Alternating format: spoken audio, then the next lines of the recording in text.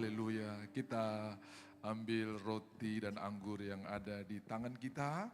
Fokus kepada Tuhan, kita ucapkan seperti tadi Saudara Hadi, Saudara Surya memulai ibadah ini. Sama-sama kita ucapkan tema tahun ini, Focusing on Jesus. 1, 2, 3. Focusing on Jesus. Ini jawaban atas semua kasus atau pergumulan. Coba saudara saja 2, 3.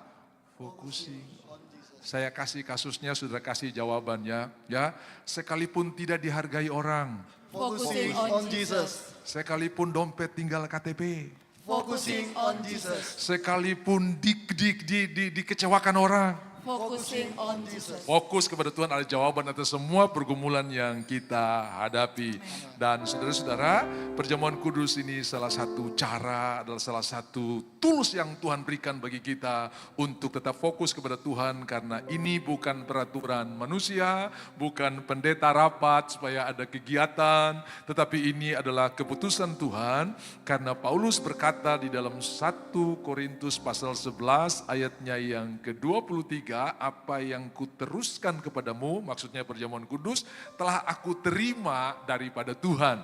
Jadi ini adalah keputusan Tuhan, supaya umat tetap ingat, tetap percaya, apapun persoalan saudara fokus kepada Tuhan, membuat kita berkemenangan. Haleluya, haleluya. I love you Lord, for your mercy never fails me. All my days I've been held in your hands. From the moment when I wake up until I lay my head, and I will sing of the goodness of God. All my life, all my life you have been faithful. All my life you have been so good.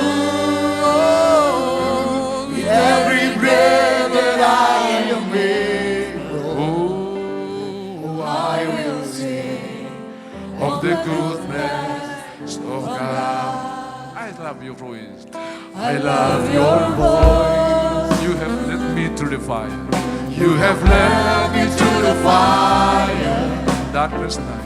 In darkness night, you are close like no other.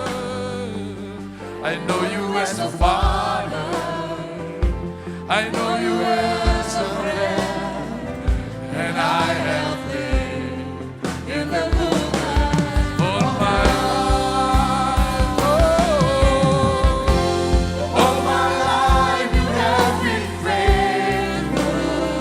All my life. All my life you have been so good. With every breath that I am able, oh, I will sing of the goodness of God. Mari ambil roti. Tuhan Yesus, ubah roti di tangan kami menjadi daging-Mu. Ayat yang selanjutnya dari 1 Korintus 11 ayat 24. Lalu ia mengambil roti dan berkata, mengucap syukur dan berkata, inilah tubuhku yang diserahkan bagi kamu. Percaya saudara, tubuh Tuhan tidak ada kista, tubuh Tuhan tidak ada tumor, tubuh Tuhan tidak ada cancer, tubuh Tuhan tidak ada masalah. Dan itu yang diberikan buat saya dan saudara. Dan tubuh kita yang lemah, yang banyak sakitnya diambil Tuhan. Hari ini pun pertukaran itu masih berlaku. Terimalah kesembuhan, terimalah berkat Tuhan oleh bilur-bilur Yesus. Engkau sudah disembuhkan. Setiap hari engkau perkatakan, aku punya tensi yang bagus, aku punya pankreas baru, aku punya limfa bagus, aku punya liver normal sekali, aku punya ginjal yang baru. Oleh bilur-bilur Yesus kami menerima semua kebaikan Tuhan ini. Percayakah saudara bahwa roti yang ada di tangan kita adalah persekutuan dengan tubuh Kristus? Mari kita makan dengan percaya dan terima berkat-Nya dalam nama Yesus. Haleluya.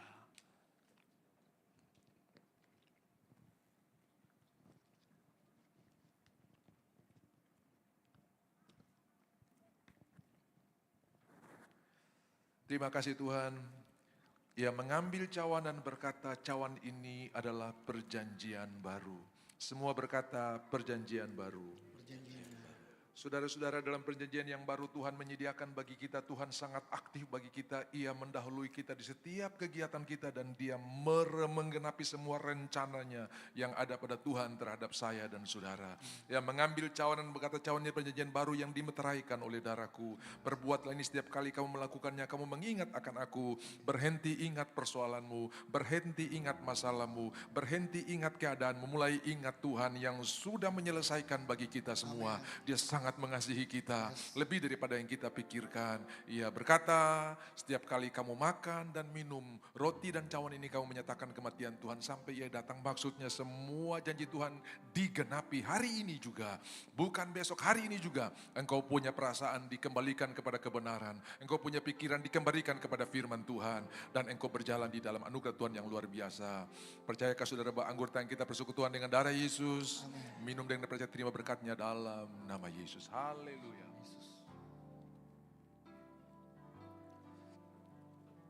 All my life you have been faithful,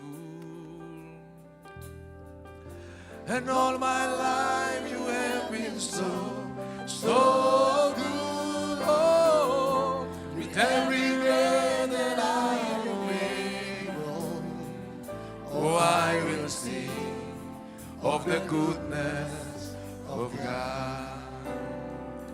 Oh, I will sing of the goodness of God. Oh, I will sing of the goodness of God. Haleluya. Tuhan dimuliakan. Saudara-saudara, focusing on Jesus. Tetap memandang Tuhan. Dan coba boleh ya tadi ya. Tadi itu ya. Turn your eyes upon Jesus. Tadi itu. Turn your eyes upon Jesus. Look full in His wonderful face, and the things of earth, and the things of earth will grow strangely in the light of His glory and grace. Saudara saja, turn your eyes upon Jesus.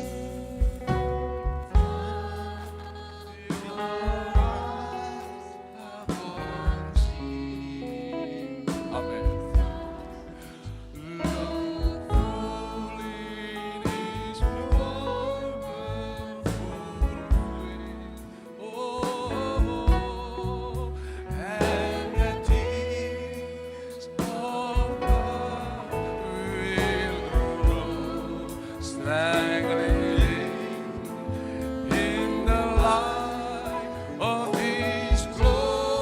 Sekali lagi, turn your eyes upon Jesus. Oh, turn your eyes upon Jesus. Lihat sepenuhnya. Look full in His wonderful face. Semua kemegahan dunia akan sirna. And the things of earth will grow strangely dim in the light of His glory and grace. In the light, oh, in the light of His glory and grace. Tuhan memberkati, terima kasih. Saudara-saudara, apa yang kita lihat itu yang akan mempengaruhi kita. Satu ketika ada satu bayi, anak bayi yang usia sekitar 4-5 bulan saya gendong. Kemudian hari itu kami ada di sebuah perjamuan, lalu ada soto yang akan dihidangkan untuk kami makan. Nah, semua mata tiba-tiba tertuju kepada saya karena saya buat satu kebiasaan, satu tindakan yang tidak biasa. Apa yang saya lakukan?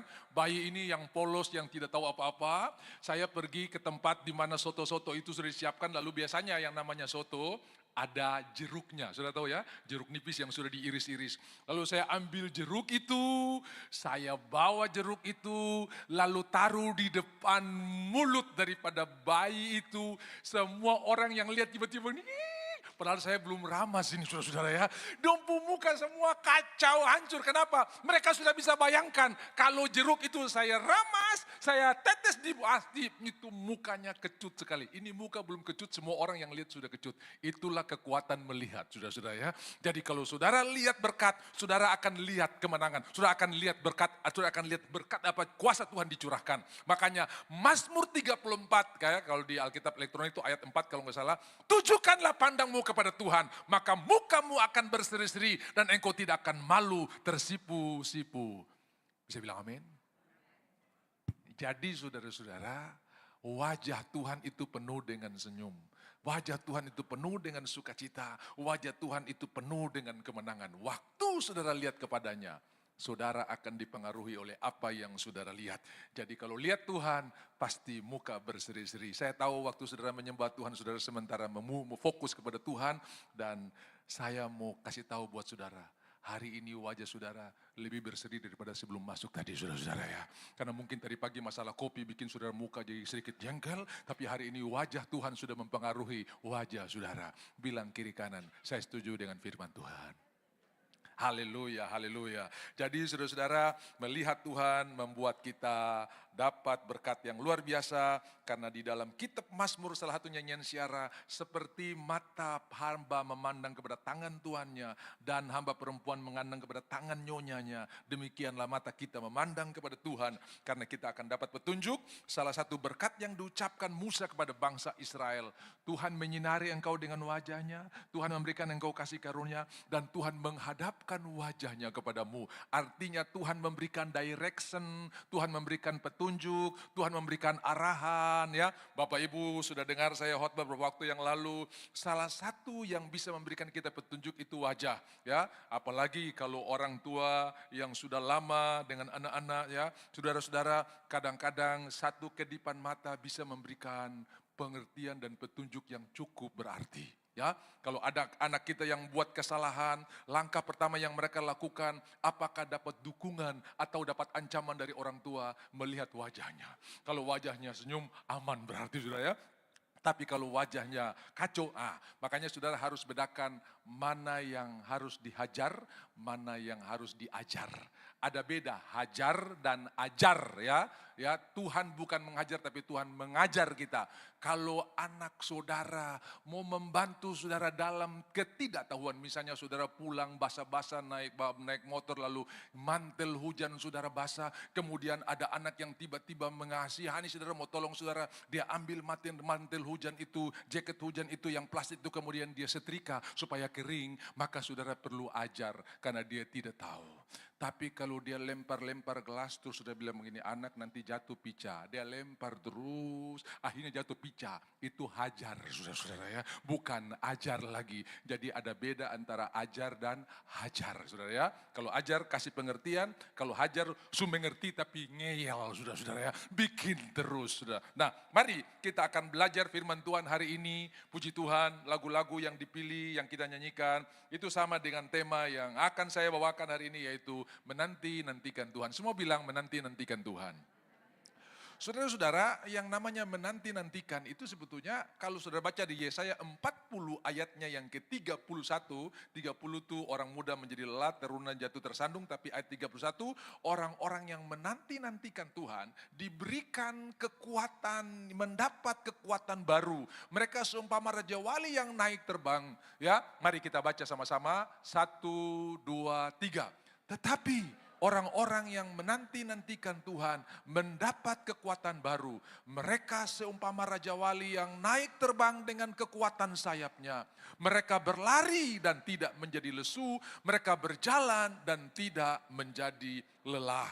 Nah, pada kenyataannya, pada faktanya, justru menanti-nantikan itu kadang-kadang menguras tenaga, menghabiskan energi, bahkan membangkitkan emosi. Saudara-saudara ya, kalau saudara tunggu-tunggu orang gak datang-datang itu malah jengkel, malah marah ya. Saudara masuk ke restoran pesan makanan, ada yang bilang begini, saya datang duluan, dia datang belakangan, dia punya lebih dulu keluar. Dia tidak tahu dia udah telepon lebih dulu, saudara-saudara ya. Kita mungkin baru order waktu datang, lalu kita bilang lama sekali. Itu bisa menguras, walaupun makanan enak, kadang-kadang kalau emosi sudah terkuras, itu orang bisa kehilangan selera ya.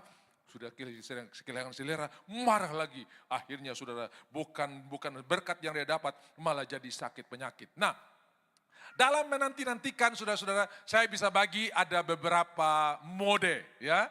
Kalau saudara naik pesawat, maka handphone saudara dipasang flight mode ya, mode pesawat. Nah, saudara-saudara, minimal saya pelajari ada 4 mode. Yang pertama, mode pasrah. Semua bilang pasrah.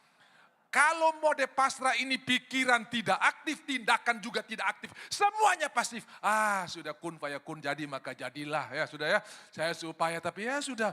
Iya tapi suruh kita lihat bangsa ini. Ya sudahlah, memang bangsa ini kita berdoa saya dapat pemimpin yang ini mode pasrah. Dan saya berdoa saudara-saudara yang mungkin banyak mengalami kekecewaan. Apa yang saudara harapkan di tahun 2025 belum terjadi, belum digenapi. Jangan pasang mode ini. Tetaplah pasang mode menanti-nantikan Tuhan. Kenapa saudara-saudara? Nanti kita akan pelajari alasannya kenapa. Jadi mode pasrah ini pikiran juga sudah tidak aktif, tindakan juga sudah tidak aktif. Dan saya berdoa tidak ada saudara di sini yang pakai mode pasrah. Yang kedua mode panik atau mode panik. Nah, saudara-saudara kalau naik pesawat maka saudara akan dapat pengumuman waktu take off dan landing. Tolong tegakkan tempat duduk ya, pasang safety belt, lipat meja di depan Anda dan buka jendela. Ada bakat bisa jadi pramugari juga, pramugara ini saudara-saudara ya. Nah, saudara-saudara saya punya teman pilot banyak, lalu saya tanya apa hubungan kita mesti buka jendela dalam landing dan take off. Nah, ada beberapa orang yang berkata begini, dia bikin asumsi sendiri, mungkin ini terakhir kali kita lihat dunia, begitu kira-kira. Jadi tolong dibuka jendelanya. Saudara-saudara, mungkin ini terakhir kali. Tapi saudara-saudara, banyak pilot yang memberikan pengertian, kenapa? Mereka bilang begini, orang kalau panik, biar yang di jalan itu menyala, dia tidak bisa ikuti lagi. Kalau orang panik itu pikiran pasif, tindakan yang bekerja. Jadi orang kalau panik, saya ingat di daerah saya waktu gunung api meletus, itu orang panik karena itu mereka mungkin baru pertama alami, walaupun mereka sudah tahu status gunung itu gunung api, tiba-tiba dia tidak pakai storm, tidak pakai warning, langsung meletus. Itu orang berlarian ke pelabuhan karena takut lahar yang turun, menyelamatkan diri dan semua dalam mode panik. Begitu sampai di pelabuhan mereka baru sadar, kalau yang dijepit di ketiak mereka itu bukan dompet, tapi sendal jepit, saudara-saudara ya. Karena kalau panik itu pikiran sudah tidak kerja. Tindakan yang bekerja, yaitu mode panik, saudara-saudara. Dan saudara-saudara, Saul pernah pakai mode panik. Ya, ini lama ini si Samuel datang ini. Kenapa lama sekali? Tunggu. Dia pasang mode panik. Akhirnya dia bakar korban sendiri. Habis bakar Samuel datang, saudara-saudara ya. Jadi mode panik itu kadang-kadang otak tidak dipakai, cuma tindakan yang pakai. Nah saudara-saudara, di pesawat itu mereka akan bilang begini untuk take off dan landing. Semua safety belt dipasang, kursi ditegakkan, tutup meja di depan, dan buka jendela. Nah pilot-pilot mereka memberikan pengertian ya seperti begini. Saudara kalau orang panik, biar exit itu kelihatan, orang bisa salah pintu. Karena lampu exit itu, pintu emergency itu kan nyala lampunya. Lalu di jalan, pramugari kecelakaan, dalam keadaan darurat, lampu di jalan akan menyala. Oh kalau keadaan panik itu tindakan yang bekerja, otak sudah bekerja. Saudara-saudara, kayak tadi, jepit sendal padahal dipikirnya dompet, karena otak sudah tidak kerja. Nah, menurut data, saudara-saudara, menurut data, pesawat itu 90% kecelakaannya itu waktu take off dan landing. Ya, turbulence jarang, ya toh. Take off dan landing. Dari 90% take off dan landing, 85% itu landing, saudara-saudara ya. Jadi 85% dari 90% itu adalah landing ya. Saudara tahu yang baru celaka ATR itu kan sudah mau landing, saudara ya. Sudah mau landing di Makassar sana, di Maros, di runway 21 kalau nggak salah ya. Nah, saudara-saudara, biasanya kita kalau turbulence, semua berdoa. Haleluya, oh Tuhan, bahasa, ada yang bilang, Bapak saya bahasa roh dari terbang, apalagi lewat Makassar pasti. Tapi begitu mau landing, semua ambil cermin, bedak sana, bedak sini. Padahal itu paling rawan. Itu sebetulnya waktu berdoa, saudara-saudara. Karena menurut data, itu paling rawan. Justru kita terbalik. Turbulence kita berdoa, landing kita bedak-bedakan. Makanya banyak orang yang celaka lipstiknya masih bagus, saudara ya. Kenapa? Waktu landing itu dong pakai bukan berdoa. Jadi ini supaya saudara tahu, justru kau berdoa itu waktu mau landing, saudara-saudara ya. Bukan waktu turbulence. Bilang kiri kanan, saya baru tahu sekarang ini. Karena selama ini saya make up kalau mau landing. Saudara. Begitu di-announce 20 menit lagi kita akan mendarat. Oh sudah itu tas-tas make up yang tidak taruh di kompartemen itu kan di kaki selalu saudara. Karena ini harus pak, 20 menit selesai. Bung ya. Padahal itu waktu berdoa saudara. Karena itu waktu emergensi sebetulnya. Waktu paling berat. Nah, itu mode panik. Kalau panik tuh orang bisa salah. Semua tindakan tidak didasarkan atas pikiran lagi. Nah saya berdoa, saudara dalam menantikan jawaban. Jangan pakai mode panik. Ya toh? Tetap menanti-nantikan Tuhan. Ada yang pertama tadi, pasrah. Ya. Yang kedua, panik. Yang ketiga, mode dream atau mimpi. Kalau dream itu, pikirannya kerja, tindakan tidak ada. Bagaimana? Kalau saya dapat cewek itu, tapi tidak ada tindakan, cuma mimpi saja ya. Aduh, kalau saya bisa beli mobil ini. Makanya orang yang cuma mimpi itu paling senang jadi korban pinjol, saudara ya. Karena tidak ada tindakan, cuma mimpi saja, saudara. Tanya kiri kanan, kau pakai mode apa? Jadi kalau mode dream itu cuma berpikir saja, otak saja yang aktif, tindakan tidak ada. Aduh. Kalau saya dapat cowok itu, tinggalkan kopu kursi berhenti dengan bermimpi tanya, kau nomor telepon berapa, bisa teleponan kah? Begitu. Bilang kiri kanan, kau sudah dengar itu. Kau di rumah terus tinggal mimpi saja. Itu mode dream, saudara-saudara ya. Seandainya. Nah, saudara mau tahu, yang nama mode pasrah itu pernah ada di dalam Alkitab, di dalam Injil Yohanes pasal 5. Orang yang 38 tahun sakit, lumpuh. Ini sudah mode pasrah, saudara ya. Mode menyerah. Maukah engkau sembuh? Tidak ada orang yang tolong saya. Padahal saudara tahu ada beberapa pengkhotbah berkata begini. Ini nonsen ini. 38 tahun ini kalau dia tiap hari sorong 1 senti. 38 tahun sudah lewat kolam saudara-saudara ya. Sudah lewat kolam. 38 tahun. Ya setiap hari pasti dia akan dapat. Tapi modenya itu mode menyerah. Amin. Saudara-saudara ya. Kalau saya bisa kuliah di Australia itu mode mimpi. Buka aplikasi, daftar, apply kemana-mana, hajar. Hong Kong, Taiwan, Jepang, mana yang tembus, hajar saudara-saudara ya. Ini bukan mode dream, ini bukan saatnya mode dream saudara. Tapi kita masuk ke mode yang paling luar biasa. Nah orang yang 38 tahun sakit ini, lumpuh ini sudah pakai mode pasrah. Kun fayakun, jadi maka jadilah, selamat, setelah sembuh ya, kalau tidak ya sudah. Kelihatannya rohani ya, padahal sebetulnya itu menyerah sebelum bertempur saudara-saudara ya. Ku tak akan menyerah pada apapun juga sebelum ku coba. Itu bukan mode menyerah.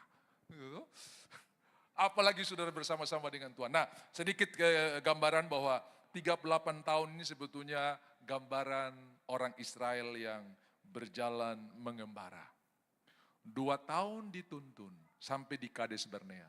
Tapi dari Kades Barnea sampai ke perbatasan Israel, tanah Kanaan, itu mengembara. 38 tahun. Coba saudara lihat ulangan pasalnya yang ke-2 ayat 14 ditayangkan. Lamanya kita berjalan sejak dari Kades Barnea. Jadi ini 2 tahun sampai di Kades Barnea. Mulai keluar sampai ke Kades Barnea 2 tahun. Lamanya kita berjalan dari Kades Barnea sampai kita ada di seberang sungai Zeret. Ada 38 tahun. Ya, ayo Elsa cepat. Ulangan pasal 2 ayat 14. Ya. Jadi 2 tahun orang Israel dituntun, 38 tahun mengembara. Saya berdoa 2026 saudara bukan mengembara, tapi dituntun oleh Tuhan. Karena apa? Ada harapan orang-orang yang menanti-nantikan Tuhan. Pasti dituntun Tuhan, bukan mengembara. Lamanya kita berjalan sejak dari Kades Barnea sampai kita di seberang sungai Zeret ada 38 tahun. Jadi orang yang lumpuh 38 tahun sebetulnya gambaran Israel mengembara. Sudah ya.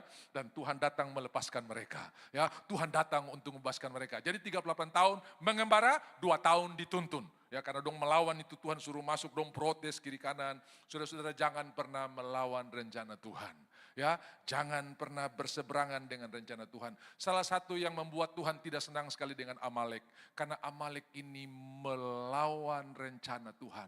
Mereka tidak mau orang Israel dibebaskan, dan mereka musuh pertama yang dihadapi ketika orang Israel keluar dari Mesir. Seolah-olah mereka menentang rencana Tuhan untuk mereka keluar daripada pembebasan. Tuhan mau semua orang dibebaskan, Tuhan mau semua orang diselamatkan. Haleluya. Kalau boleh dia itu mati saja, terlalu kurang ajar saudara-saudara ya.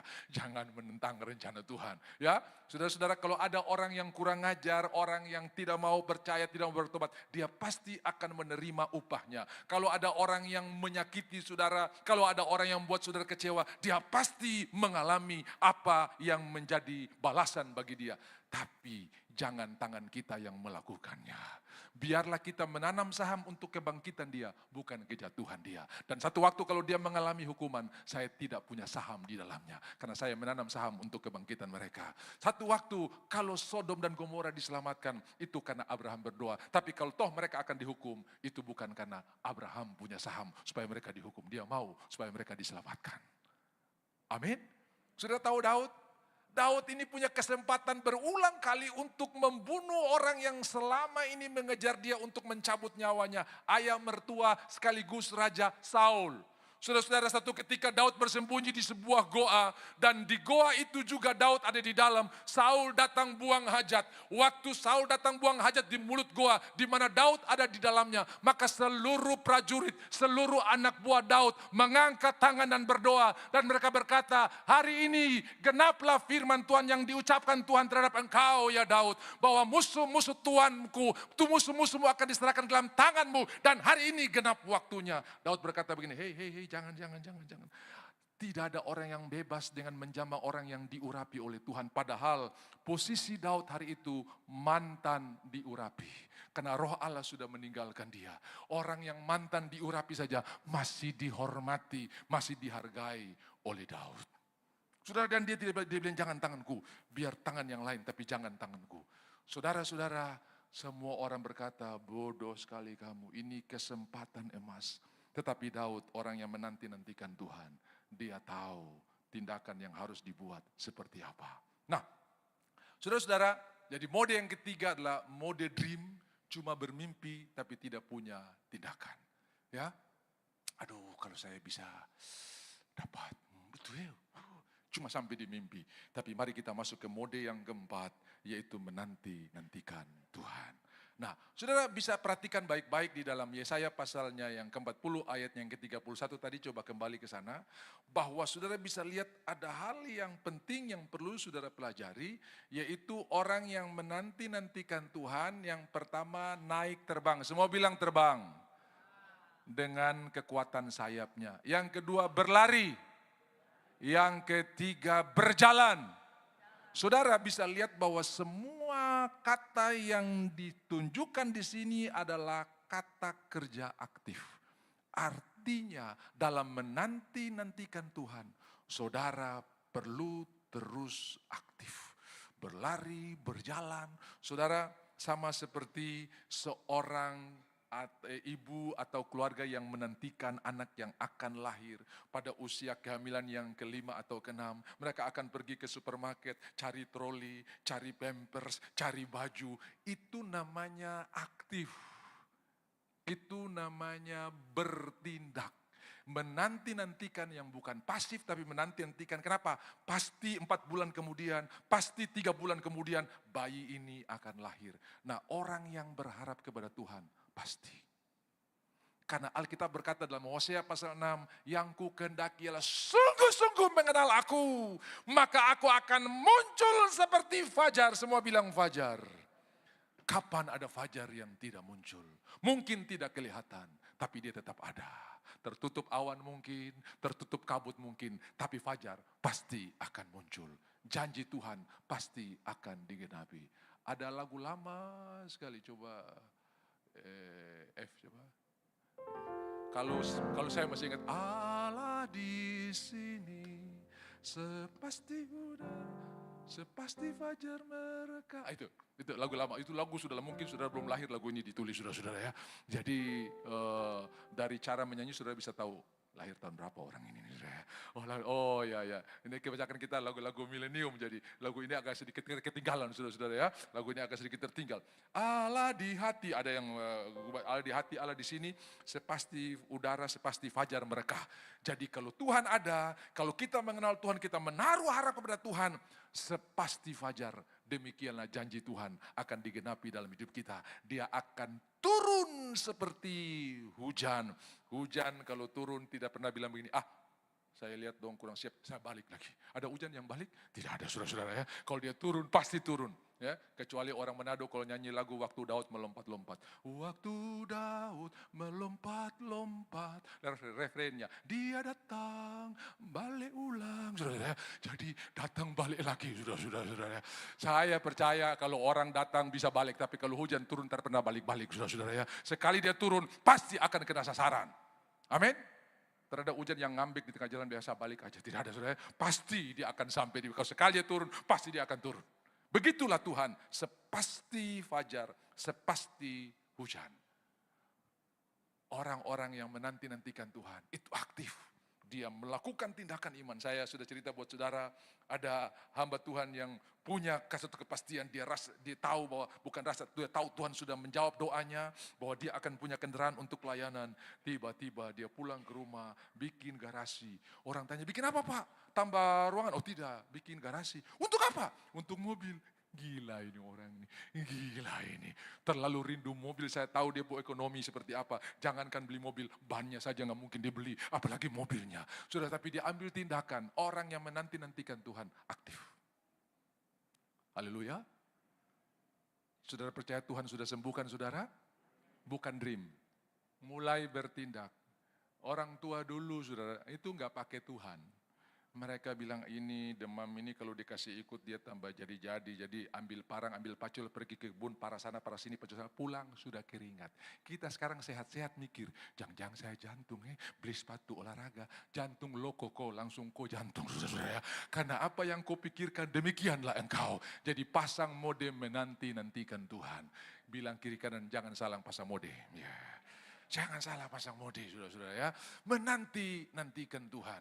Nah, mari kita akan lihat salah satu contoh bahwa orang yang menanti-nantikan Tuhan itu tidak pernah dikecewakan. Saudara, kita akan pergi kepada Markus pasal 10 ayatnya yang ke-46. Saudara tahu cerita ini bagaimana Tuhan menyembuhkan Bartimeus yang tinggal di Yeriho. Sedikit-sedikit gambaran tentang Yeriho, saudara-saudara ya. Yeriho ini salah satu kota yang terendah mungkin di muka bumi karena dia berada kurang lebih 350 sampai 400 meter di bawah permukaan laut. Dan saudara yang pernah pergi ke Israel lalu pergi ke Laut Mati, maka di Laut Mati itu ada produk kosmetik yang ditawarkan, yang dijual di sana dengan merek minus 417. Ya, mungkin saudara punya botol masih ada yang pernah pergi ke Israel, itu artinya apa? Minus 417 di bawah permukaan laut, mineral ini diambil. Karena Laut Mati itu tempat ya, the lowest place in the world, ya tempat. Jadi kalau saudara pergi ke Laut Mati mau berendam, saudara akan lihat kedai-kedai, tenda-tenda, maka mereka akan tulis the lowest bar in the world. Ya, itu kedai terendah di muka bumi. Karena di 400 meter di bawah permukaan laut. Makanya cerita ada orang yang turun dari Yerusalem ke Emmaus. Yerusalem kurang lebih 700 sampai 800 meter di atas permukaan laut. Dan Yeriho kurang lebih 350 sampai 400 di bawah permukaan laut. Jadi selisihnya mungkin sekitar 1200, 1100, 1200 meter. Ya, dia punya selisih antara Yeriho dengan Yerusalem. Jadi ini tempat yang paling rendah. Yang pernah pergi ke Israel, saudara pasti ada program turun pergi ke Yeriho. Karena di sana kormanya enak, namanya korma mazuri. muncul, saudara ya. Lalu kalau saudara dapat kesempatan makan di Yeriho, maka di depan rumah makan yang saudara biasa makan itu ada yang disebut dengan Elijah Spring, ya, mata air Elisa di depan itu ya, yang disehatkan oleh Elisa di dalam kitab 2 Raja-Raja pasalnya yang kedua, 3, 4, 5 dan seterusnya. Saudara-saudara, Yeriho ini tempat yang jadi kalau saudara pergi ke Yeriho, maka di tengah jalan kadang-kadang bisnya berhenti, kadang-kadang pelan saja. Nah, pas di satu titik, maka guide akan tunjuk itu pelang, itu rambu di sana, tulisannya sea level. Artinya kalau kita berdiri di situ, kita sama rata dengan permukaan laut. Begitu kita turun, kita mulai turun di bawah permukaan laut. Ya, jadi yang saudara kenal di dalam masalah ketinggian cuma DPL ya, di atas permukaan laut. Ya, di bawah permukaan laut ini belum ada orang tulis saudara, tapi ada kota yang di bawah permukaan laut. Wamena tuh berapa DPL? Ya, Pegunungan Bintang berapa DPL gitu kan? Oh 1000 sekian, oh 1000 sekian. Tapi Yeriho ini di bawah permukaan laut. Begitu saudara lewat rambu itu, saudara mulai turun sampai ke Yeriho 400 meter di bawah permukaan laut. Apa yang saya mau cerita di sini? Tidak peduli saudara punya kejatuhan sampai seperti apa. Mungkin saudara berkata saya sudah di titik nadir terendah apa. Tuhan punya kebaikan dan kuasa lebih rendah dari kejatuhan saudara. Jadi tidak ada yang tidak bisa dijangkau oleh kuasa Tuhan. Bahkan Mazmur 139, sekalipun aku membaringkan tempat tidurku dalam dunia orang mati, yang orang lain tidak bisa deteksi, signal saja tidak ada di sana saudara saya, tapi Tuhan ada di sana. Haleluya. Saudara sudah mengecilkan, sudah tidak mau berhubungan dengan orang lain, tetap Tuhan ada di sana. Tetap Tuhan ada bersama-sama. Tempat terendah, titik nadir terendah, tetap di sana ada Tuhan. Dan Tuhan pergi ke Yeriho. Hari ini mungkin saudara sementara ada di Yeriho, titik nadir terendah. Tuhan mau datang untuk berkata, aku punya rencana yang luar biasa buat engkau. Tetap nantikan Tuhan. Haleluya.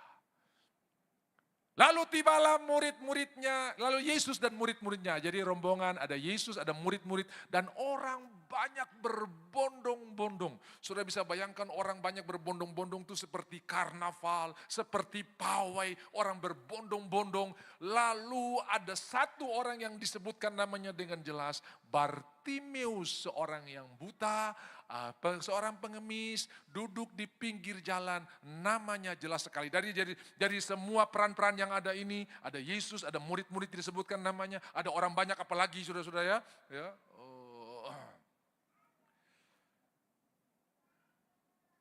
Ada guru sekolah minggu yang semangat sekali berbicara kepada anak sekolah minggu tentang Yeriho, dan dia berkata begini, kita akan mendengarkan cerita tentang Sakeus yang naik ke atas pohon. Kemudian begitu semangatnya dia sampai di cerita di mana Tuhan melihat ke atas dan berkata, Petrus! Lalu murid-murid bilang begini, Ibu Guru, salah bukan Petrus, sabar Ibu Guru belum selesai. Petrus, turun dari situ, itu Sakeus putampa, saudara-saudara ya. Ya, yang namanya guru-guru tidak pernah ada yang mau mengalah, saudara-saudara. Selalu hebat, ya selalu hebat. Tapi saudara-saudara, saya berusaha sedapat mungkin untuk mengajarkan, menyampaikan kabar baik tentang Tuhan yang begitu mengasihi saudara. Supaya saudara tidak punya pemahaman yang keliru. Ya, saya cerita buat saudara kurang lebih bulan lalu ya. Ada tim inspeksi yang pergi mengecek tenaga-tenaga guru yang mereka tempatkan di pedalaman untuk mengajar anak-anak di sana tentang kebenaran firman Tuhan.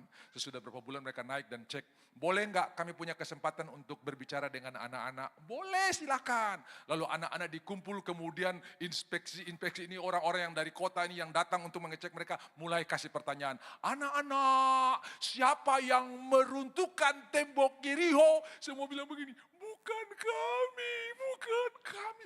Astaga, mereka ajar apa ini? Lalu anak-anak yang disuruh pergi, guru-gurunya dipanggil. Kamu ajar apa ini? Kenapa? Kami tanya siapa yang meruntuhkan tembok Yeriho. Mereka bilang bukan kami, bukan kami. Lalu tenaga-tenaga yang sudah ditempatkan dibilang, kami minta waktu sebentar. Oh iya silakan. Begitu waktunya sudah selesai, mereka datang menghadap. boleh tahu berapa kerugian yang timbul, kami siap menggantinya. Saudara. Bayangkan guru-guru lebih bodoh lagi, saudara ya. Murid bodoh, guru lebih hancur lagi, saudara ya. Jadi jangan pernah salah menyampaikan kabar baik, saudara ya. Tuhan sangat mengasihi kita, nggak ada syaratnya. Ya, jadi saudara-saudara, Tuhan mengasihi Bartimeus. Tuhan juga mengasihi saudara. Ia memanggil saudara dengan nama saudara. Haleluya. Tuhan bisa ngomong bahasa Jawa, Tuhan bisa ngomong bahasa Mandarin, Tuhan bisa ngomong bahasa apa saja. Saudara-saudara ya, Dia Tuhan di atas segala bahasa. Dia Tuhan di atas segala budaya ya. Tuhan bisa ngomong semuanya. Saudara pernah dengar ada seorang yang cinta Tuhan sebelum pergi, ini kejadian di Semarang ya. Sebelum pergi buka toko dia selalu mampir di gereja. Ibadahnya syahdu, ibadahnya sederhana. Lalu orang bertanya, tiap pagi kamu sebelum buka toko pergi ke gereja, ngapain? Berdoa. Kau berdoa apa kok begitu lama? Saya tidak berdoa macam-macam. Terus berdoa apa? Cuma bilang begini, Tuhan, ini oe. Begitu aja saudara ya. Cuma 2 kata, Tuhan, ini oe. Begitu saja. Tuhan, ini oe. Tiap hari. Satu ketika orang ini jatuh sakit. Dan ini koma berat sekali, dokter sudah angkat tangan. Tiba-tiba mujizat terjadi. Dia hidup. Kok bisa? Waktu saya koma, Tuhan datang mengunjungi saya. Terus Tuhan ngomong apa? Ini oe. Langsung sembuh. Dia bilang, Asyong, ini oe. Langsung sembuh, saudara-saudara ya. Jadi saudara, doa itu sebetulnya sederhana sekali, saudara-saudara ya. Sederhana, bukan panjang. Lihat Tuhan yang nun jauh di sana, aku yang kecil di sini, engkau di sana sama saja. Gitu kan? Itu kayak Bruri punya lagu, saudara-saudara. Engkau di sana, aku di sini sama saja, saudara-saudara ya. Doa yang terlalu puitis. Doa itu to the point saja. Makanya sudah lihat anak-anak kecil doa yang pertama kali dia tahu itu doa makan. Betul nggak? Gitu. Tuhan berkati makanan ini, beden, berdoa, Tuhan berkati makanan ini. Nah itu doa yang pertama, kadang-kadang mau tidur malam pun dia bilang, Tuhan berkati makanan ini. Kan itu doa yang paling dia tahu. Nah dalam keadaan panik kadang-kadang doa ini muncul juga saudara. Nah ada anak ini yang selalu pergi ke sekolah minggu lewat di satu rumah yang punya anjing galak. Selalu anjing itu aman karena diikat.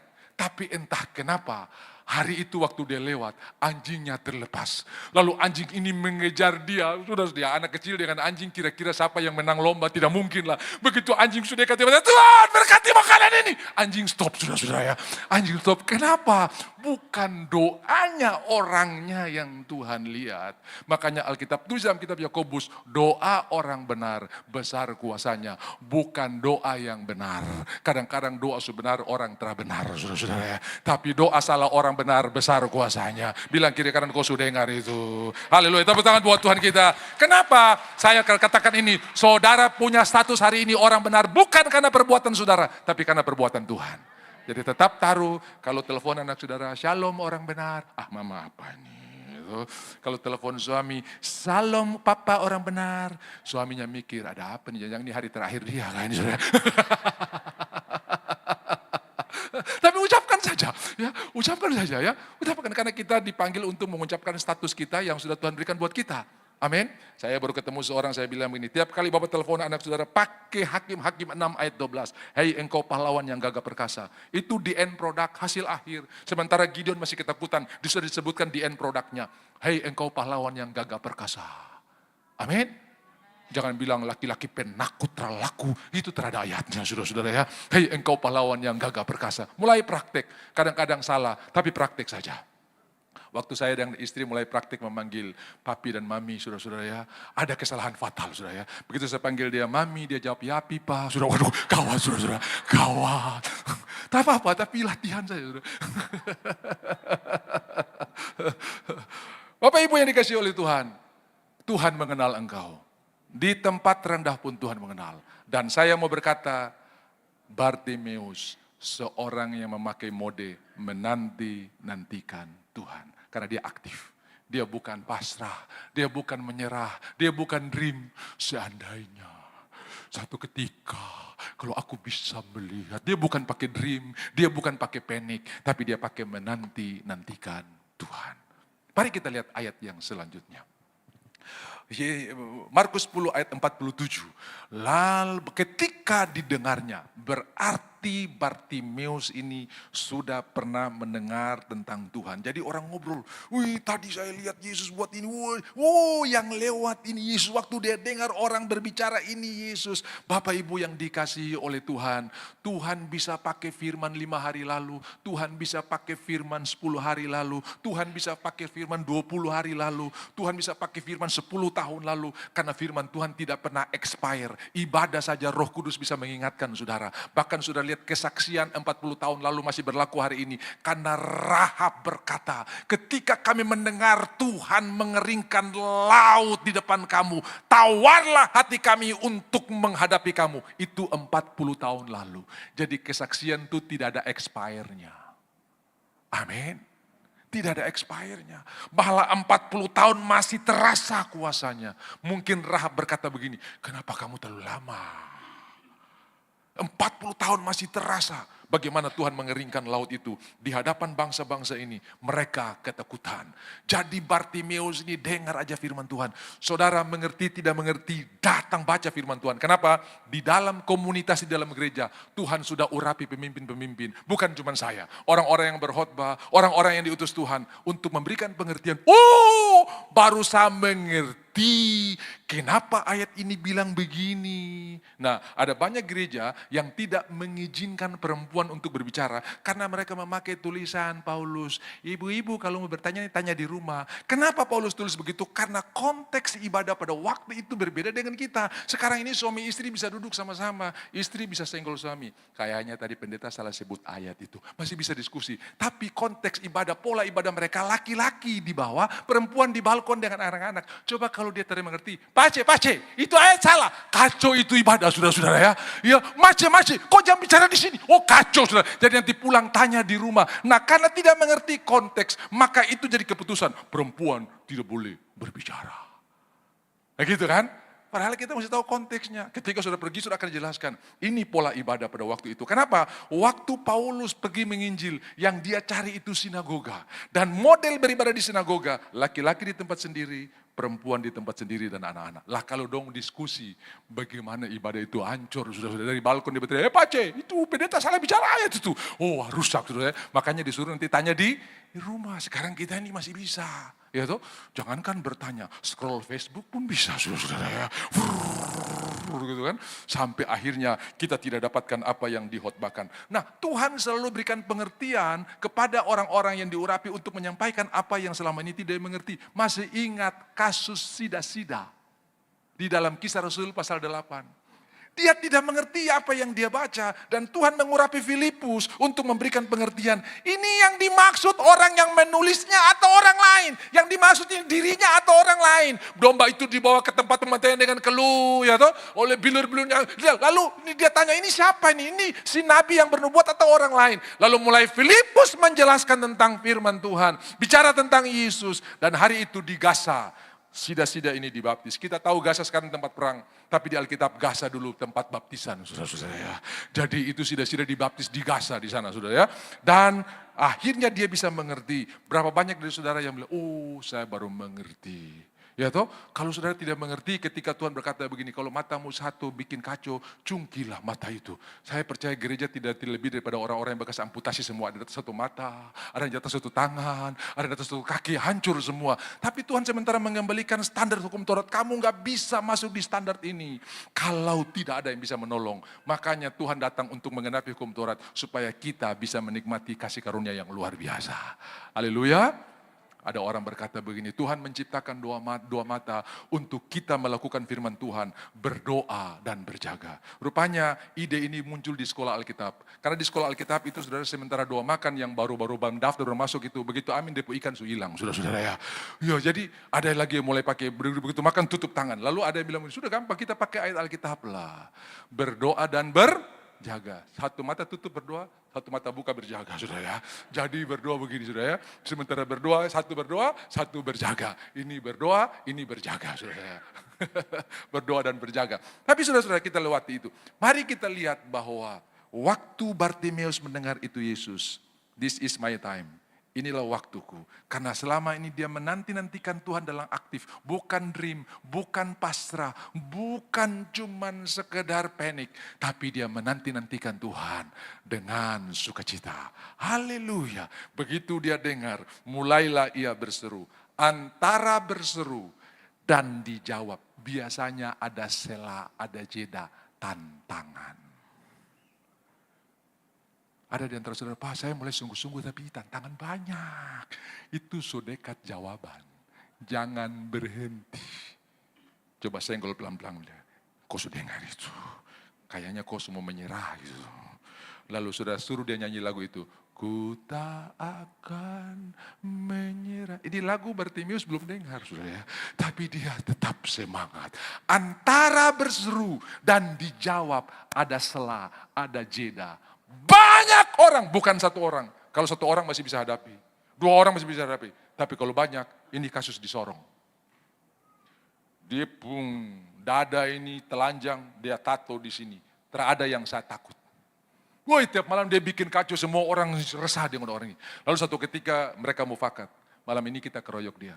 Coba kita melihat dia mampu ke tidak. Betul dong keroyok dia ancur nyonyor masuk rumah sakit opname saudara-saudara ya. Begitu keluar rumah sakit dadanya tetap telanjang. Tulisannya tetap ada cuma ditambah. Saya tidak takut siapapun kecuali banyak saudara-saudara ya. Nah ini banyak orang saudara. Banyak pasti kita ini. Semua orang bicara begini, semua orang pakai ini.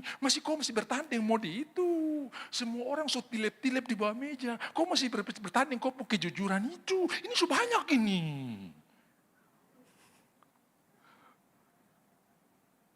Yang senyum ini dalam pergumulan kayaknya ini saudara.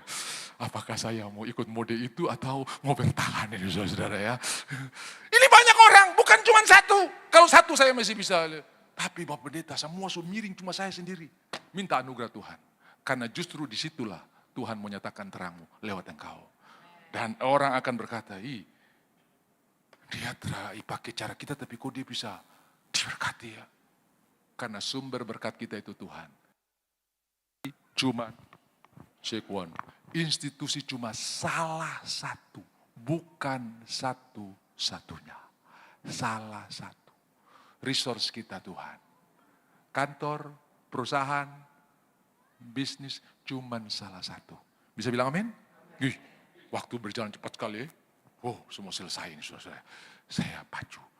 Lalu waktu tantangan ini datang, Bartimeus tetap pasang mode menanti-nantikan Tuhan. Dia bisa sampaikan, saya pikir kamu orang rohani. Ternyata kamu lebih buruk daripada orang dunia. Saya pikir saya ini orang yang layak dikasihani. Karena saya orang buta. Ternyata kamu perlakukan saya lebih buruk daripada orang normal. Saya ini orang buta. Kamu perlakukan saya lebih buruk. Saudara-saudara, dia bisa sampaikan. Dia punya argumen. Tapi orang yang menanti-nantikan Tuhan yang pertama punya hikmat. Yang kedua, bersedia kehilangan hak. Karena siapa yang kehilangan akan mendapatkan. Tapi siapa yang mempertahankan akan kehilangan. Amin. Saudara, di Afrika Selatan ada model unik untuk menangkap monyet atau kera. Para penangkap ini akan pergi ke hutan dengan bawa kendi yang besar. Dan leher kendi itu sudah disetel ukuran tangan monyet waktu masuk. Dan di dalam kendi itu ditaruh kacang. Jadi waktu monyet ini datang, dia masukkan tangannya ya, karena tidak menggenggam jadi bisa masuk. Begitu dia pegang kacang yang di dalam, dia tidak bisa mengeluarkan tangannya. Dan dengan mudah para penangkap ini akan datang menangkap monyet ini. Karena dia mau selamat, tapi tidak mau melepaskan kacang itu. Coba kalau dia lepas, memang dia tidak dapat selamat. Tidak dapat kacang, tapi dia dapat keselamatan. Tapi waktu dia pegang, siapa yang mempertahankan akan kehilangan. Siapa yang kehilangan akan mendapatkannya. Mungkin ini jauh dari, tapi sedikit bisa memberikan gambaran buat saudara bahwa kadang-kadang hak yang dipertahankan membuat kita kehilangan segalanya. Kau pikir ini Tuhan jalan terus, dia hilang lebih banyak daripada dia mendapatkan penghargaan hari itu. Jadi Bapak Ibu, orang yang menanti-nantikan Tuhan bahkan diberikan kekuatan untuk siap kehilangan hak. Amin. Saya ini kan om, saya ini kan bos. Masa? Sampai ada orang berkata begini, yang nyonya ini saya atau dia kah? Kayaknya dia sudah mulai berkuasa di rumah ini. cuma pembantu saudara-saudara ya. Lalu kalau dia sudah mulai sedikit ada power, itu kadang-kadang bikin kita jadi stres. Tapi hari ini orang yang menanti-nantikan Tuhan. Abraham siap kasih Lot pilihan pertama. Om, dengar suara Tuhan, jauh lebih rohani. Tapi dia menanti-nantikan Tuhan.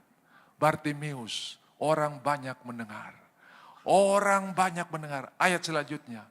Ya, banyak orang menegurnya. Orang banyak, bukan cuma satu. Supaya ia diam. Dan dia tidak sebuang waktu, buang kesempatan untuk meladeni orang ini. Hidup ini terlalu singkat untuk meladeni hal-hal yang tidak terlalu penting. Tetap menanti-nantikan Tuhan. Haleluya. Ada apa-apa, fokus on Jesus. Ada apa-apa, menanti-nantikan Tuhan. Ia semakin keras, ini yang disebut dengan aktif. Menanti-nantikan Tuhan dan aktif. Yesus anak Daud, kasihanilah aku. Ayatnya yang selanjutnya.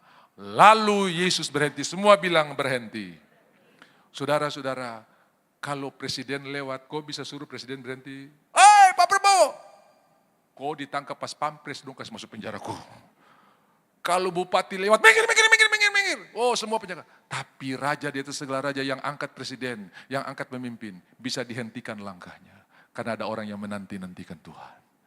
Langkah Tuhan terhenti. Langkah Tuhan terhenti. Kau bisa hentikan langkah Tuhan. Bulan ini kau bisa hentikan langkah Tuhan. Tahun ini kau bisa hentikan langkah Tuhan. Tetap memandang Tuhan, berseru kepadanya. Haleluya. Yesus berhenti. Menghentikan langkah presiden saja tidak mungkin. Apalagi Tuhan. Tapi ini terjadi. Yesus berhenti. Panggillah dia. Jadi saudara, jangan cepat-cepat bombe orang-orang yang tidak satu frekuensi dengan kau. Gitu? Jangan cepat-cepat benci. Karena orang-orang itu bisa Tuhan pakai menjadi orang-orang yang mempromosi saudara. Aduh, saya berdoa tiap malam dia belum mati-mati Bapak. Tambah sehat dia saudara-saudara ya. Jangan berdoa seperti itu. Tuhan, saya tahu dia sementara menentang, tapi bagi Tuhan tidak ada yang mustahil. Selamatkan jiwanya. Waktu sudah berusaha selamatkan jiwanya, Tuhan bisa robah menjadi orang yang mempromosi saudara. Banyak contoh di Alkitab. Haman mau gantung Mordekai, Tuhan robah. Haman mempromosi Mordekai. Beginilah orang yang dikenan oleh raja, hormat. Memang Haman ini suka flexing, saudara ya, tukang flexing. Ya. Dan hari itu dia bilang, aduh ini kalau saya naik raja kendaraan ini saya flexing habis di media sosial ini hancur nih. Dulu biasa cuma naik Alphard, sekarang ini Lamborghini, raja, flexing lagi saudara-saudara ya. Haleluya. Nanti kita cari waktu khotbah tentang flexing juga saudara ya. Karena mungkin ada apa tuh flexing, apa nanti kabar baiknya nanti berikut saudara ya. Tapi saudara-saudara kita lihat di sini, orang-orang yang tadinya menjadi penghalang. Orang banyak yang tadinya sudah mengambil tindakan untuk menghalangi Bartimeus. Tuhan robah menjadi orang-orang yang mendukung dia. Karena menanti-nantikan Tuhan. Membuat musuh menjadi orang yang menjadi alat mempromosi kita. Tanya di sebelah, kau sudah ada musuh belum? Kalau belum ada kita berdoa hari ini saudara-saudara ya. Karena itu tanda sudah dekat dengan jawaban-jawaban doa saudara ya. Aduh Bapak gak usah berdoa sebanyak ini. Apalagi berdoa tambah banyak lagi ini. Ini belum berdoa saya sebanyak ini saudara. Tapi tetap tenang, menanti-nantikan Tuhan. Membuat kita mengalami kekuatan. Diberikan kekuatan. Kekuatan apa? Fokus. Kekuatan apa? Tetap pandang Tuhan. Kekuatan apa? Tetap percaya kepada Tuhan. Ada banyak tantangan, kekuatan lebih hebat dari tantangan. Ada banyak masalah, kekuatan lebih hebat dari masalah. Tuhan memberkati, waktu saya selesai. Mari kita bangkit berdiri, kita bersyukur. Sebab Tuhan kita Tuhan yang luar biasa. Tadi kita akan menyerah.